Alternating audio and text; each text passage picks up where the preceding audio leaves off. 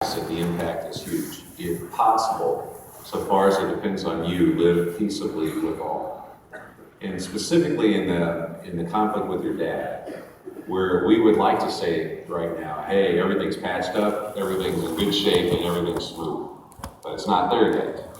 So how do you apply that when your dad may not be as willing to work on the conflict as you are? Yeah, well, I think, obviously my dynamic with my father, I wish it was in a better place. We're not, I wouldn't say we're fighting, but there's really not much of a relationship, if any. And I think everybody can relate to that in the family dynamic, whether it's brother and sister, aunt and uncle, whatever the dynamic might be. Usually someone has someone in their life where that person is just not available. And so I feel like the only way that I've been able to deal with it and to deal with it properly is to keep my heart right on my side, because you can't make people be something they're not. So for me, I've just kept that door open for my father, and I've just kept my heart right in front of God. And I do believe that at some point in time, reconciliation will take place. But it always takes two people for that. So we can only do our part. I guess that's my point. Because how else do you really deal with it?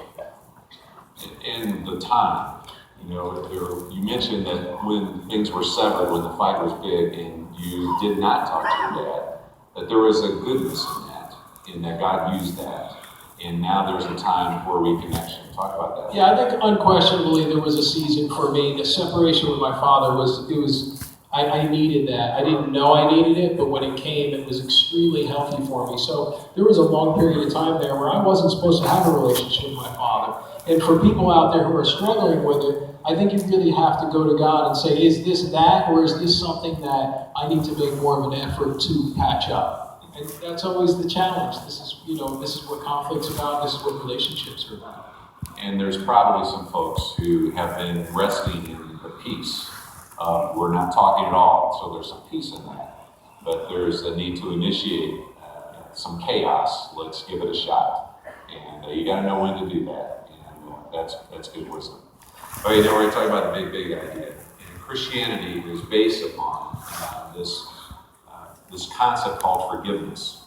God forgave us. He didn't say, if you are good enough, just maybe I might forgive you. He forgave us just as we are. The cross is the symbol of forgiveness, that his love sent